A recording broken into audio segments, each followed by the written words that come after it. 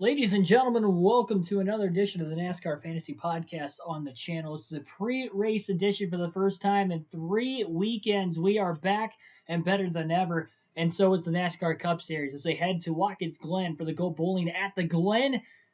This is going to be a fun race. We haven't raced at Watkins Glen or seen a race at Watkins Glen since 2019 for the NASCAR Cup Series or really any series.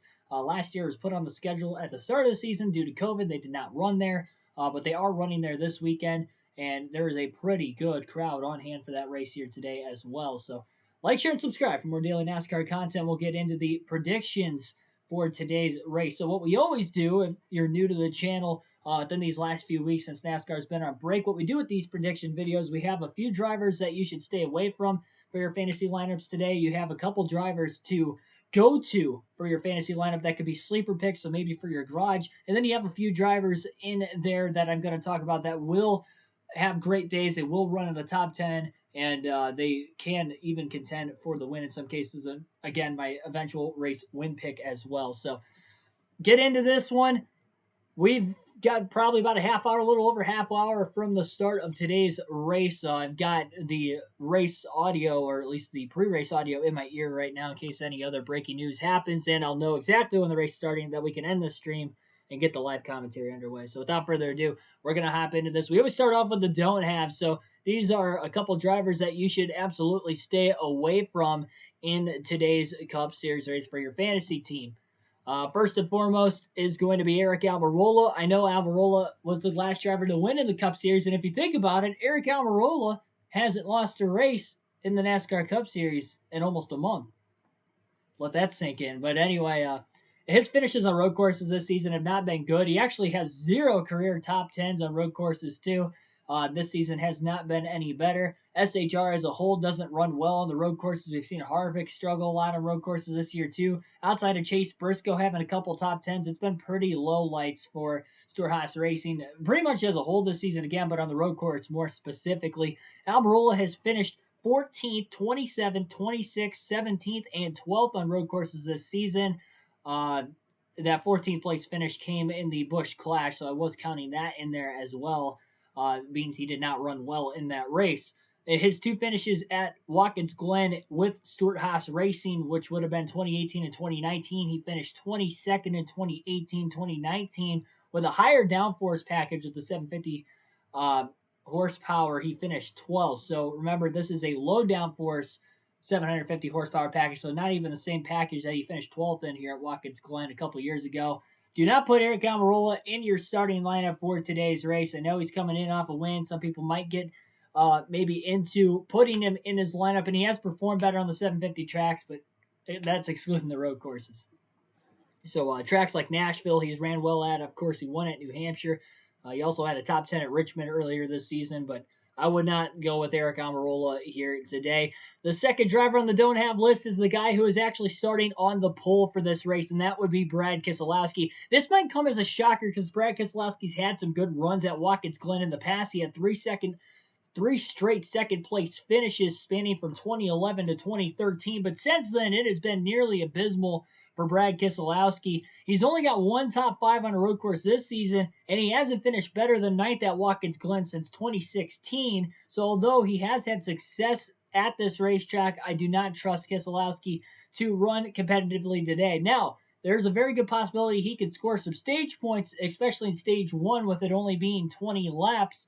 And this is only a 90-lap race, so maybe he could be up there a little bit early. My prediction for Keselowski more specifically is he will not finish in the top 10. So even if he does run up front early with having that track position starting on the pole, we know track position matters so much in auto racing in general, but when it comes to road courses in NASCAR, it's so hard to pass on road courses, especially the tighter they are.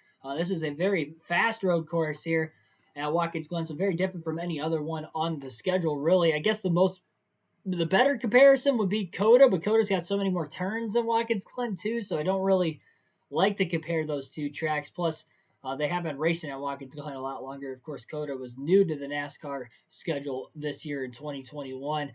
Brad Keselowski's finishes so far this season on road courses, again, they have not been good. He's only got 1 top 5, or 1 top 10, rather, and it was a fifth-place finish at the Daytona Road Course in the points paying race at the beginning of the season. Busch Clash, he finished 17th and ran at the back all day long in that race. COTA, he finished 19th, just did not run well. Sonoma, he finished 15th. And the last road course at Road America, he ran outside the top 10 most of the day and finished 13th. So I am going with a very bold prediction saying that the pole sitter is not going to have a good run today, or at least a good finish. He might run well, but again, my predictions, Brad Keselowski does not finish in the top 10. Same with Eric Almirola. So those are the only two don't haves I have on the list. Looking down in the chat, the chat, yeah. Bob Mayo 66, welcome to the stream, by the way, as well. R6R6, Patrick Shadley, Kyle Larson fan, welcome on into the stream here early on. I'm betting on Chase Elliott today. He's incredible on road courses. Very good pick there. Want to see what you guys think about that Brad Keselowski pick, because I'm assuming that some of you guys might have him in your lineup today. I say do not play him, because I even thought about playing him knowing he was going to be on the pole. He has had success at Watkins Glen. I don't trust him on any other road course except for Watkins Glen. But then when I was looking at his stats recently, again, he's only finished, or he hasn't finished better than ninth since 2016. The last three races there, ninth, 12th, and I think he had a finish even worse than that. I don't have his Watkins Glen stats completely pulled up. But when I was looking at it earlier, I know 2016 was the last time he finished better than ninth place. I just don't trust it. And knowing how bad he's been on road courses this season, and road courses in general outside of Watkins Glen, I just do not trust Keselowski. Most of his good runs at Watkins Glen came with the car of tomorrow, if you think about it, too, not so much with the Gen 6 car. So there's that kind of going in there as well. Into the sleeper picks. As far as the sleeper picks go for today's race, we have a couple of them. They are both Chip Ganassi racing drivers, and let me tell you why. The more obvious one would be Kurt Busch. Kurt Busch this season has been stellar on road courses this year. He's currently riding probably the hottest streak he has rode since the start of the season. He didn't run so hot at New Hampshire, but New Hampshire is one of his worst race tracks. I expected him not to run well in that one, but I do expect him to run well and get a top 10 today at Watkins Glen. That's my predictions for him, as well as his teammate Ross Chastain, is to both get top 10s. Anyway, though, Kurt Busch, this season on road courses, he finished 4th at Road America, 6th at Sonoma, and 4th at the Daytona Road Course at the beginning of the season. So 3 of the 4 road courses in the regular season. So far, he has finished 6th or better. The only one he did not was at COTA. And again, remember, he was in the top 5 battling Kyle Busch for 3rd at the time in that race before blowing the high-speed corner after hydroplaning. Barely missed Kyle Busch. So he kind of got stuck in the gravel and ended up finishing 27th because the caution came out to end the race for that heavy downpour literally just a couple laps later. So missed out on the top 5 there, unfortunately, as well. But that goes to show he ran well even in the rain at COTA. The road courses have definitely been part of Kurt Busch's specialty so far this season. I expect him to run well today. And as for Ross Chastain, he has ran really well on the road courses this season as well. The last 3 road course races this season have been really good for Ross Chastain. A 7th at Road America, a 7th place at Sonoma, and a 4th at Circuit of the Americas. Outside of the road courses, just the 750 horsepower package in general for Ross Chastain, he has 5 straight top 10 finishes. We mentioned those 3 road courses. He also finished in the top 5 of the second place run at Nashville and also had a top 10 finish at Dover earlier this season as well. So those are the last 5 750 horsepower races. Ross Chastain has ran really well. Road course, oval, it doesn't matter. So look for Ross Chastain to have a good day today. This is a track that he'll have at least some laps on in the Xfinity Series and even in the Cup Series with Premium Motorsports and some of those other backmarker teams he's been racing for the last couple of seasons in the Cup Series. So at least he'll have that. It's not like it's a completely different road course, so I actually have more confidence for him here than what I would have had at COTA earlier this season. He had a great run there as well and actually led some laps in that race. So Ross Chastain, Kurt Busch, think they both finished in the top 10. Almirola, Keselowski, not so much. Conflicted on Brad. He's in my garage. That's not bad. I'm saying completely dump him, but if he does have a good run today, I guess having him in the garage, you can put him in there. I'm expecting him to at least finish outside the top 10. And again, I do expect him to score stage points, especially with stage 1 only being 20 laps, stage 2 only another 20 laps. Track position is going to matter so much for those guys. If he's in the lead at the time we get to lap 16, 17, he's not going to short pit. He's going to stay out, get that playoff point because he's only got one race win this season, so he doesn't have a lot of playoff points as it is.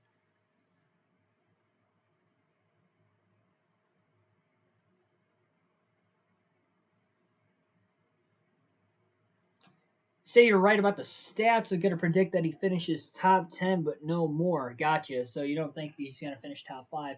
Yeah, at top 10, if he didn't qualify on the pole, it'd be more definite, I feel like, that he would not have a good run just because of the stage points. So although I expect him to finish outside the top 10, I don't expect him to at least, I should say I expect him to run there for the first half of the race because of the short stages. But that final stage, when we get a green flag pit stop in there and there might be a little more strategy, I just don't think that's going to pan out for Keselowski.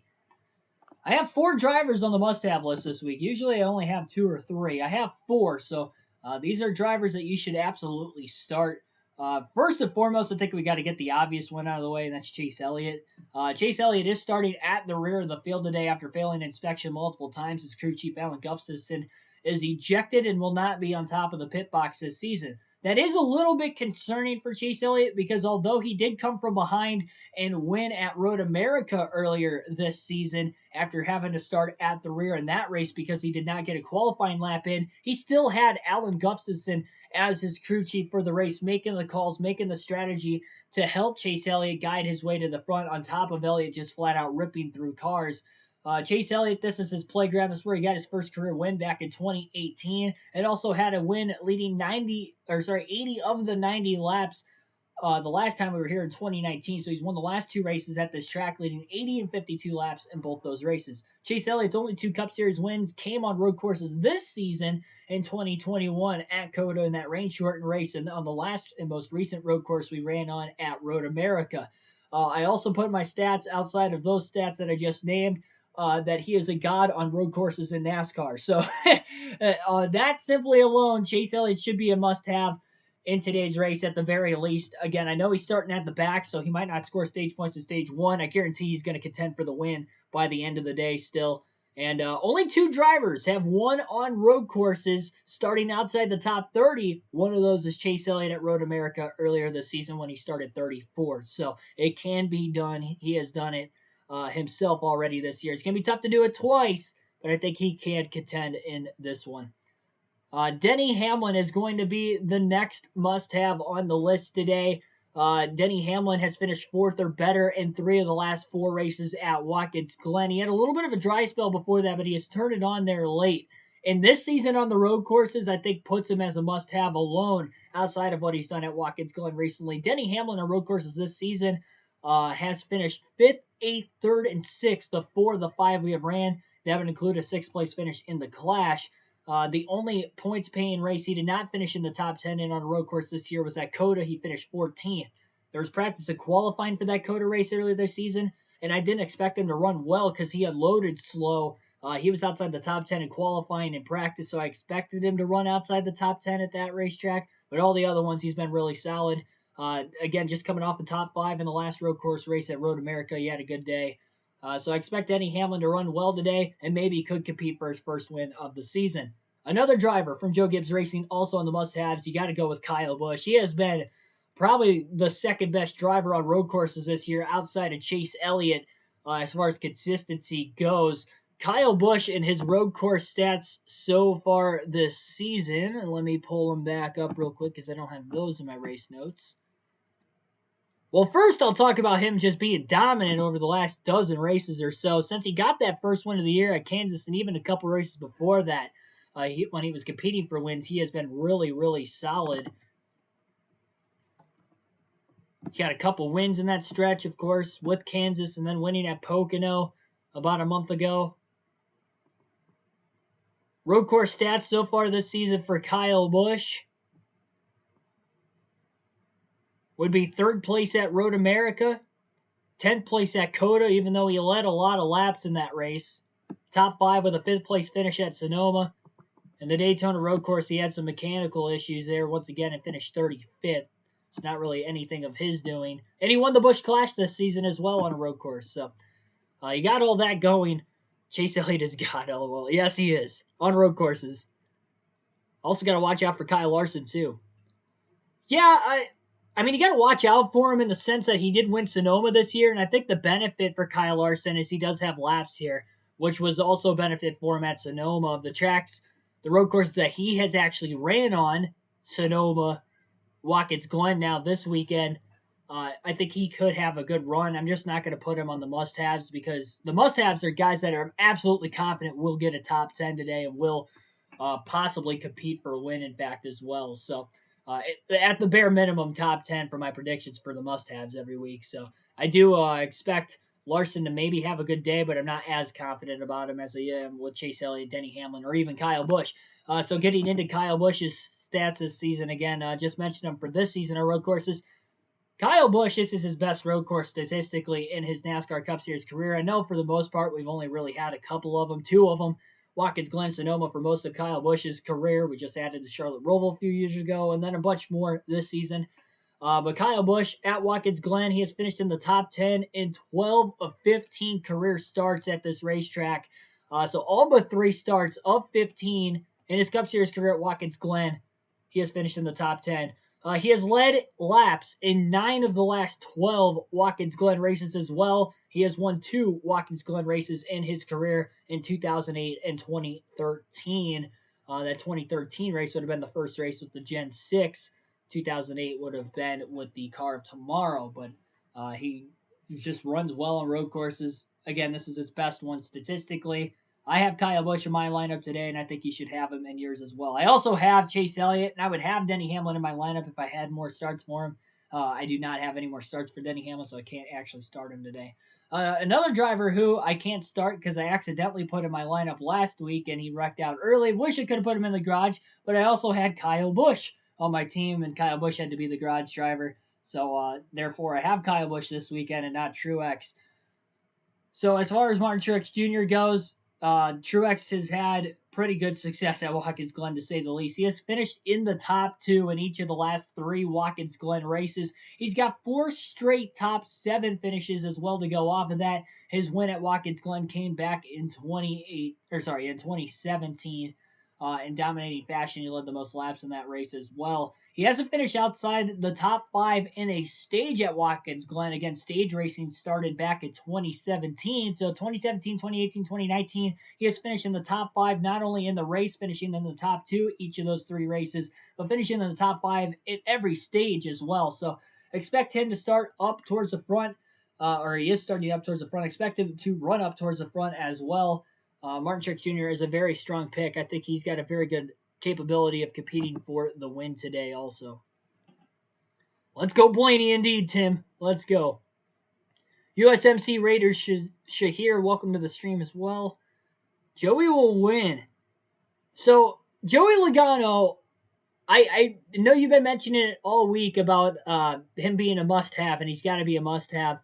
The reason why Logano is not a must-have is because of his recent success at Watkins Glen.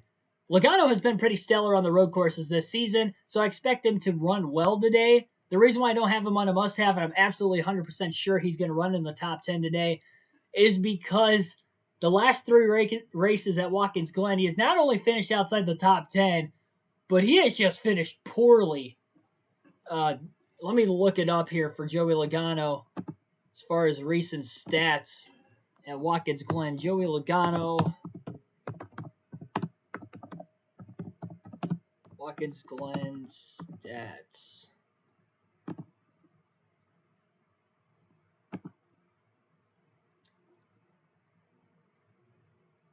Now, he is starting up on the front row with Brad Keselowski, so again, I think that's going to help Logano. He'll score a lot of stage points today. And he's not a don't have like Keselowski. I have, of any of the Penske guys, more hope for Logano to run well than anybody else. But with that being said, I don't have him as a must-have. But I don't think he's a bad pick for your fantasy team. I'm trying to get the stats loaded, and for some reason it's not loading.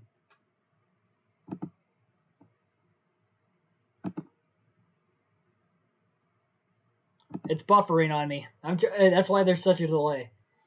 Joey wins. You have to give me a shout out, though. I give you a shout out anyway, R6. I don't see him winning today's race, so. Definitely not with the recent success he's had here.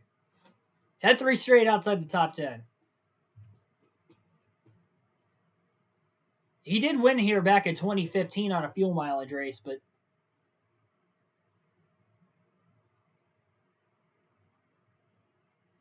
3 races since then, not so hot.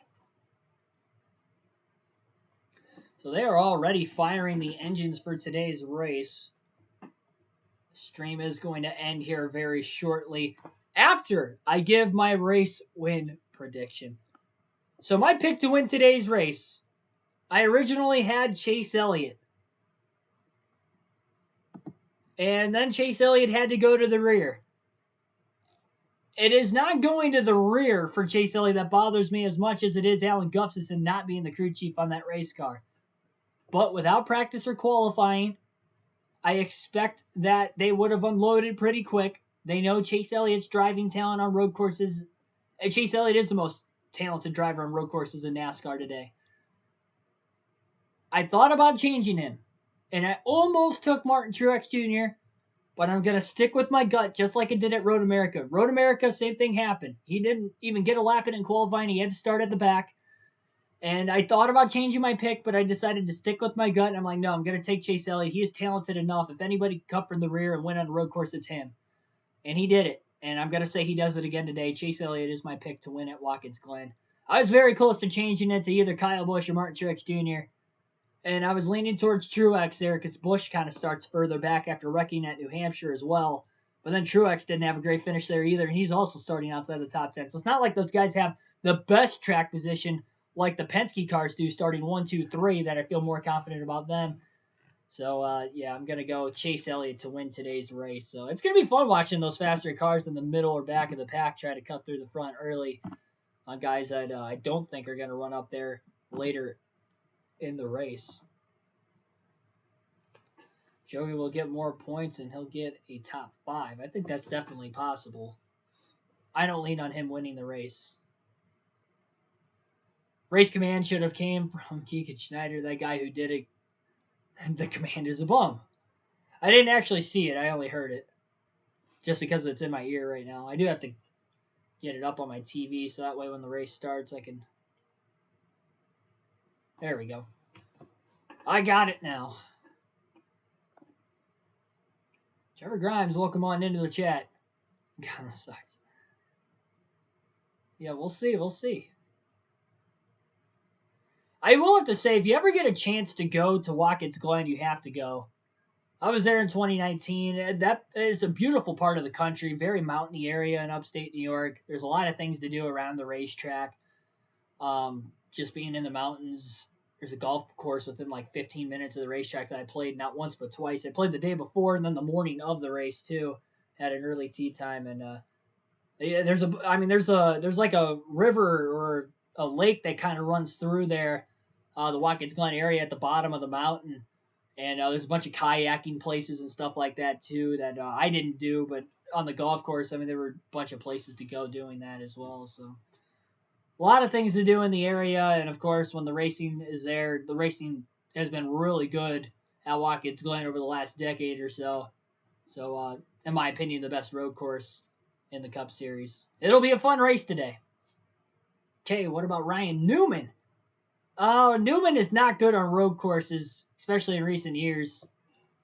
I would say Newman should be a no-go for your fantasy lineup. Let's take a look and see how Newman has ran this season on road courses. I don't look at Newman being a good road course racer. Wow, he's actually back to 27th in points. I didn't realize he fell that far back. He was in the top 20 there, like halfway through the regular season. He's falling off the face of the earth. Oh my goodness. Yeah, so I'm not looking at road courses right now. But Ryan Newman has not finished in the top 20 in 5 straight races, and he only has one finish better than 20th since Darlington when he finished 10th. That's pretty bad. 24th, 28th, 32nd, 22nd, 37th, the last 5 races for Ryan Newman. Then he had 13th at Nashville. And then he didn't have another top 20 because he finished 33rd at Sonoma, 27th at Charlotte, 24th at Coda, 23rd at Dover, and then that 10th at Darlington. Yeah, Newman's a no-go. His road courses this season, finishing-wise, 20th at the Daytona road course at the start of the season, 14th in the Busch Clash, which wasn't good either. We mentioned 24th at Coda, 33rd at Sonoma, Road America 32nd. Yeah, Newman is a no-go. I would not consider Ryan Newman at all.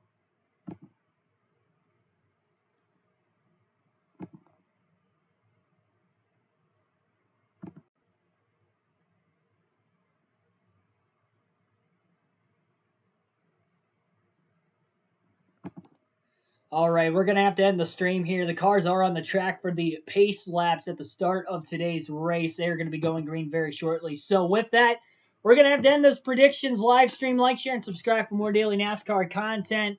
We are going to get the live stream going. We will have live commentary of today's Cup Series race at Watkins Glen. So I'll see you guys like literally in less than 60 seconds. Let's get that stream underway.